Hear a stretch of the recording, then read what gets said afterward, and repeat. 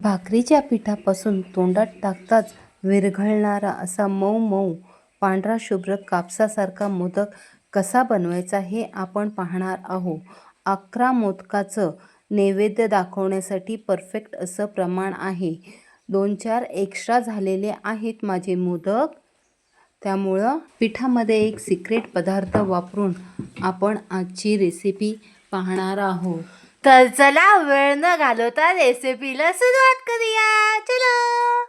उकडीचे मोदक करण्यासाठी सर्वप्रथम आपल्याला 2 वाट्या तांदळाचं पीठ, चवीनुसार मीठ, थोडीशी साखर, साजूक तूप आणि जी वाटी आपण तांदळाच्या पिठाला घेतलेली आहे त्याच वाटीच्या मापाने 2 वाट्या पाणी घेतलेलं आहे आणि अर्धी वाटी दूध घेतलेलं आहे. आता आपण उकड करून घेऊया. जितकी पिठी तितकं पाणी आपल्याला घ्यायचं आहे आणि दूध टाकून तूप, साखर आणि गोडाचा पदार्थ म्हटला की त्यामध्ये चिमूटभर मीठ टाकायचे. त्याने आपल्या पदार्थाला खूप छान अशी चव येते. प्रमाण अगदी साधं सोपं आहे. मोदकाच्या पारीला खाताना थोडासा गोडवसपणा येतो ना, तर खायला खूप छान लागते. पदार्थाची चव आणखीन रुचकर अशी होते. आता पाण्याला आपण चांगली उकळी काढून घेऊया. आपण भाकरीच्या पिठापासून मोदक बनवत आहोत ना, तर मऊ मऊ मोदक होण्यासाठी आपण यात कॉर्नफ्लॉवर टाकायचा. कॉर्नफ्लॉवरने आपल्या मोदकाला चिकटपणा येतो आणि मऊसूद आपले मोदक राहतात. त्यासाठी 1 चमचा भरून 2 वाटीसाठी 1 चमचा कॉर्नफ्लॉवर अवश्य वापरायचाच. आता हे 2 वाटी आपण तांदळाचं पीठ टाकून घेऊया आणि व्यवस्थित ह्याची आपल्याला उकड काढून घ्यायची आहे. अशा लाकडी चमच्याने सगळ्या गुठळ्या मोडून काढायच्या आणि झाल्याच तरी त्या आपल्याला एकतर लाटण्याने किंवा लाकडी चमच्याने असं संपूर्ण आपल्याला मोडून काढायच्या. आणि आता बारीक गॅस करून आहे ना, एक 5 मिनटं झाकण बंद करून आपण त्याला एक वाफ देऊया. अशी दणदणीत वाफ लागली की एक वेळा पीठ पूर्ण व्यवस्थित हलवून घ्यायचं आणि पुन्हा झाकण बंद करून 10 मिनटं तसंच ठेवायचं आणि नंतर पीठ मळायला घ्यायचं. आता मी गॅस बंद करत आहे. आता आपण आपल्या सारणाची तयारी करणार आहोत. आता सारणासाठी सांगते. मी एक नारळ फोडून घेतला. त्यातनं 2 वाटी नारळाचा चव निघाला आहे. नारळ मध्यम आकाराचा होता त्यामुळं 2च वाटी नारळाचा चव निघाला आहे. 2 वाटी नारळाच्या चवासाठी आपल्याला 1 वाटी गूळ, थोडीशी खसखस आणि थोडंसं घरचं साजूक तूप एवढीच सामग्री आपल्याला लागणार आहे. आता 1 चमचा भरून मी साजूक तूप टाकून घेतलेला आहे. व्यवस्थित गरम झालं की त्यावर 1 चमचा भरून खसखस टाकून घेतलेली आहे.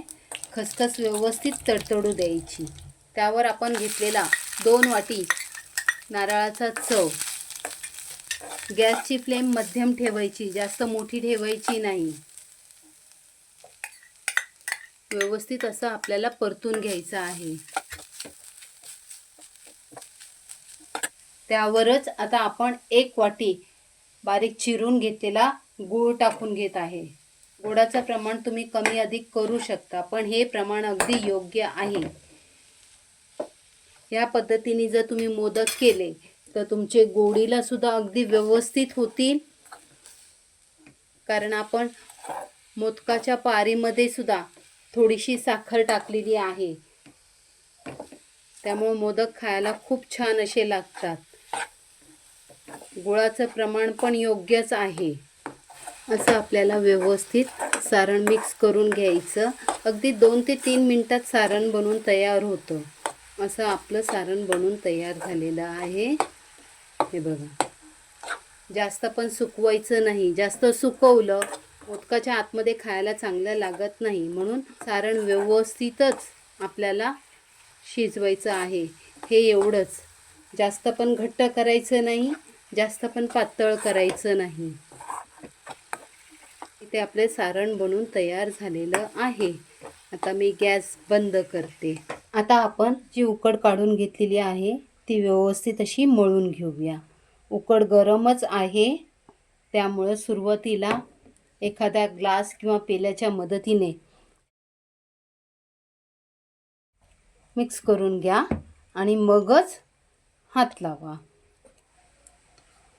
असं संपूर्ण ग्लासाचं काढून घेते आणि व्यवस्थित पीठ आपण मळून घेऊया. जेवढं पीठ चांगलं मळाल तेवढे मोदक सुंदर सुबक आणि मऊसूदच होणार. जर पीठ आपल्या हाताला चिटकत असेल तर थोडंसं हाताला तेल तूप तुम्ही काहीही लावलं तरीसुद्धा चालू शकतं.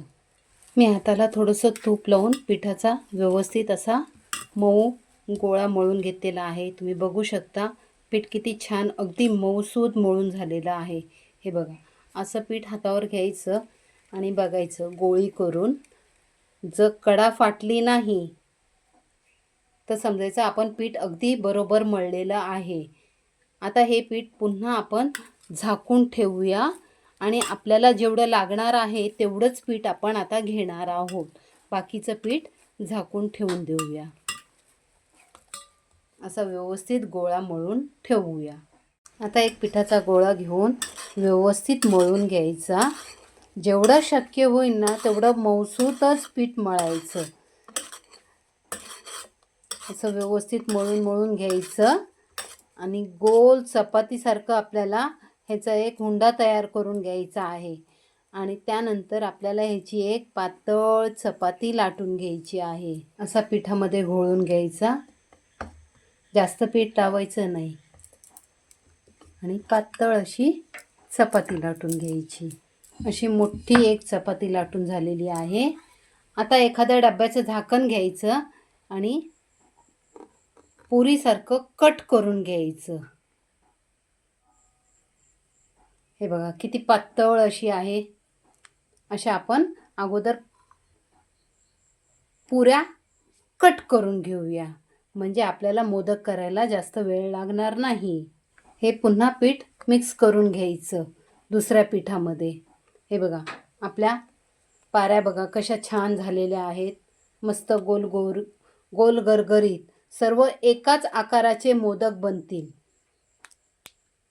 अशी पारी हातावर घ्यायची, तिला थोडासा हात आपल्या पिठामध्ये घोळून घ्यायचा आणि असं कळ्या पाडून घ्यायच्या.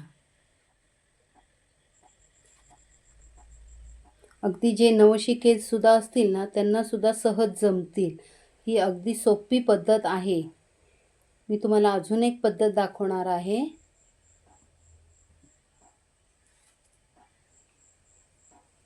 हे बघा अशी मस्त वाटी बनवून झाली की मध्यभागी आपल्याला असं सारण भरून घ्यायचं आहे आणि नंतर सर्व कळ्या व्यवस्थित एकवटून घ्यायच्या.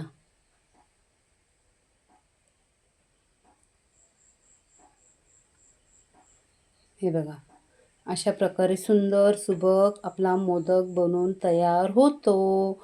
आणि वर आलेलं हे नाक असं आपल्याला फिरवून काढून टाकायचं, कारण जास्त मोदकाचं नाक खायला चांगलं लागत नाही. हा मोदक बघा किती सुंदर झालेला आहे. आता त्याला व्यवस्थित असं हातावर जमत नसलं तर असं पोलपाटावर धरायचं आणि असं गोल गोल फिरवून घ्यायचं, जेणेकरून त्याच्या कळ्या व्यवस्थित खुलल्या जातील. हे बघा आहे की नाही सुंदर. आता मी तुम्हाला एक दुसरी पद्धत दाखवते. एक गोळा हातावर घ्यायचा, त्याला गोल फिरवून घ्यायचा, पिठात थोडासा म्हणजे बोटं बुडवून घ्यायची आणि गोल गोल त्याची पारी करून घ्यायची. फक्त बाजूबाजूच्या किनारा आपल्याला पातळ करत जायचे आहेत. मध्यभागी थोडंसं जाडसर ठेवायचं. त्याची वाटी बनवायची आहे आपल्याला. वरती ह्या 3 बोटांनी आणि अंगठ्यानी खाली दाब देत जायचं. पातळ अशी त्याची छान अशी पारी तयार होते. हे बघा, अशी मस्त पारी तयार करून घ्यायची. आता हिला सुद्धा अशा कळ्या पाडून घ्यायच्या.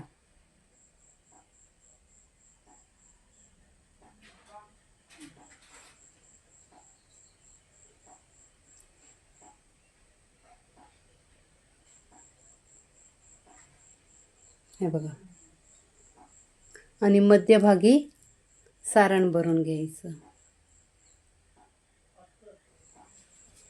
सारण भरून झालं की तिला पुन्हा असं बंद करून घ्यायचं.